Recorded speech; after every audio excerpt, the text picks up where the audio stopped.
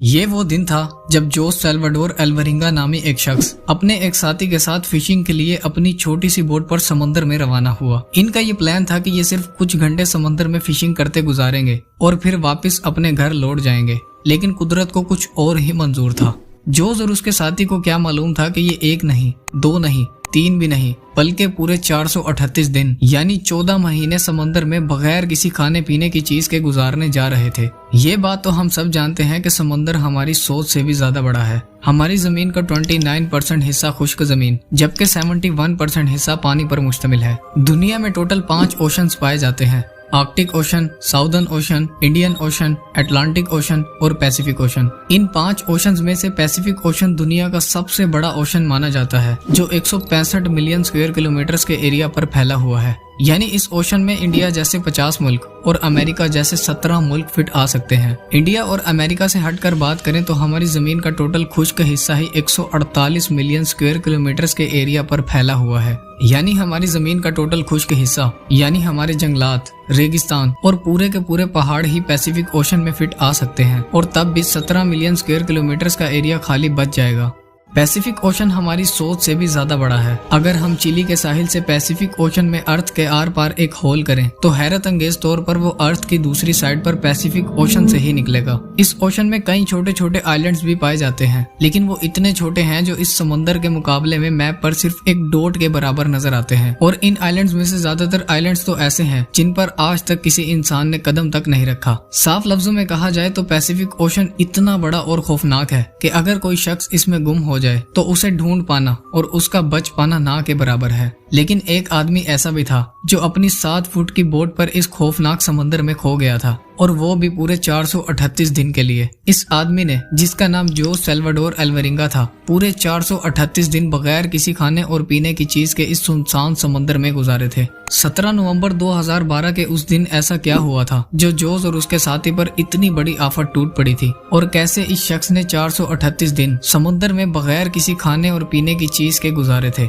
जानते हैं। 2012 के उस दिन ऐसा क्या हुआ था जो जोस और उसके साथी पर इतनी बड़ी आफत टूट पड़ी थी, और कैसे इस शख्स ने 438 दिन समुद्र में बगैर किसी खाने और पीने की चीज के गुजारे थे, जानते हैं इस वीडियो में। ये बात है 2012 की, जब जोस सैल्वाडोर नामी एक शख्स, जो कि एक एक्सपर्ट मछेरा था, मैक्सिको के एक छोटे से गांव जो कोस्टा अजुल के नाम से जाना जाता है, उसमें रहा करता था। उस वक्त जोस की उम्र लगभग 37 साल के करीब थी। जोस मैक्सिको की एक कंपनी कैमोरोनीरा कोस्टा के लिए काम करता था, और वो हर हफ्ते रूटीन की तरह समंदर में जाता था और मछलियां पकड़ता था। 17 नवंबर 2012 वाला ये दिन भी जोस और उसके साथी के लिए बिल्कुल नॉर्मल था, लेकिन वो ये नहीं जानते थे कि अब से कुछ ही लम्हों बाद इन पर एक बहुत बड़ी आफत टूटने वाली थी। इनको ये मालूम ही नहीं था कि ये एक ऐसा वर्ल्ड रिकॉर्ड बनाने जा रहे हैं जिसको कोई भी शख्स कभी भी तोड़ना नहीं चाहेगा। 17 नवंबर की दोपहर के वक्त जोस अपने एक साथी किरिलो के साथ फिशिंग के लिए अपनी छोटी सी बोट पर रवाना हुआ। रूटीन की तरह इनका ये प्लान था कि वो सिर्फ समुद्र में 30 घंटे गुजारेंगे और फिर वापस अपने घर लौट जाएंगे। इसी वजह से इन्होंने बोट पर ज्यादा खाने पीने और जरूरत का सामान भी नहीं रखा था। इनकी बोट पर सिर्फ एक इंजन और एक रेफ्रिजरेटर था, जिसे वो मछलियां स्टोर करने के लिए इस्तेमाल करते थे। अपनी बोट पर सिर्फ एक दिन के खाने पीने का सामान रखने वाले जोस को क्या मालूम था कि उसके अगले 14 महीने उसकी जिंदगी के बदतरीन दिन होने वाले हैं। सफर शुरू हुए कुछ घंटे बीत चुके थे और जोस और उसका साथी अब मैक्सिको के साहिल से 120 किलोमीटर दूर समंदर में पहुंच गए थे।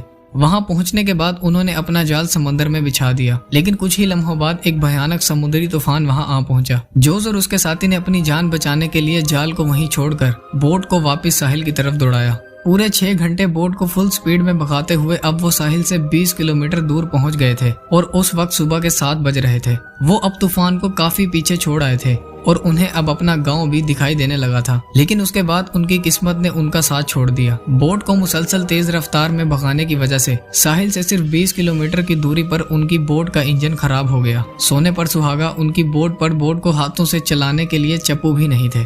जोस की बोट पर इंजन के साथ ही एक रेडियो लगा हुआ था। उन्होंने फौरन अपनी लोकेशन अपने बॉस को भेजी और उनकी तरफ से मदद के लिए इंतजार करने लगे, लेकिन फिर उसके बाद वही हुआ। समुद्र के जिस हिस्से में मौजूद था वो दुनिया का सबसे खामोश तरीन हिस्सा माना जाता है। समंदर के इस हिस्से से कार्गो शिप्स भी कभी कभार गुजरती हैं, और या तो गुजरती ही नहीं। अब 6 महीने गुजर चुके थे आखिरकार वो दिन आ गया जब जोस को एक कार्गो शिप समंदर से गुजरते हुए नजर आई। जोस पिछले 6 महीनों में ये पहली शिप को देख रहा था। शिप को देखकर जोस को अपनी जिंदगी की एक उम्मीद नजर आई। जोस ने शिप की तरफ जोर जोर से हाथ हिलाए और चिल्लाया, लेकिन शिप के क्रियो को उसकी ये छोटी सी बोट नजर नहीं आई और देखते ही देखते वो शिप भी उससे बहुत दूर चली गई और उसके जिंदा बचने की ये उम्मीद भी दम तोड़ गई। इस हादसे को अब 11 महीने गुजर चुके थे और जोस समंदर में 8000 किलोमीटर ट्रेवल कर चुका था। उसके कपड़े बिल्कुल फट चुके थे और सूरज की रोशनी से बचने के लिए उसके पास अब कोई भी चीज मौजूद नहीं थी। जोस जिन मुश्किलों से गुजर रहा था वो बहुत ज्यादा दर्दनाक थी। दिन गुजरते गए और आखिरकार वो दिन आ गया जब जोस की किस्मत ने उसका साथ देना शुरू किया। 30 जनवरी 2014 को, यानी पूरे 14 महीनों बाद, जोस ने अपने आसपास पानी में नारियल तैरते देखे। जोस ये बात समझ चुका था कि कोई आइलैंड करीब आ गया है और थोड़ी ही देर बाद वाकई उसे एक आइलैंड दिखाई देने लगा। इस डर से कि कहीं ये आइलैंड भी उससे मिस ना हो जाए, जोस ने पानी में छलांग लगाई और तैर कर आइलैंड तक पहुंच गया। 14 महीनों बाद जोस अब पहली बार जमीन पर कदम रख रहा था। आइलैंड पर पहुंचने के बाद जोस को वहां एक बीच हाउस नजर आया। जब वो वहां गया तो उसमें वहां का लोकल मौजूद था। पिछले 438 दिनों में जोस का अब पहली बार किसी दूसरे इंसान से राब्ता हुआ था। ये आइलैंड इबोन एटोल आइलैंड था जो जोस के स्टार्टिंग पॉइंट से 10,800 किलोमीटर दूर है। यानी जोस समंदर में 10,800 किलोमीटर ट्रेवल कर चुका था।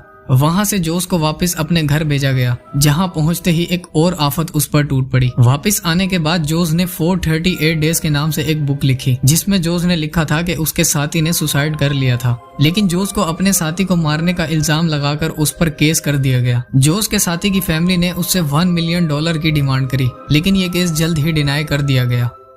उम्मीद है आप इस वीडियो को लाइक और शेयर करेंगे और चैनल को भी जरूर सब्सक्राइब करेंगे। मिलते हैं अगली वीडियो में।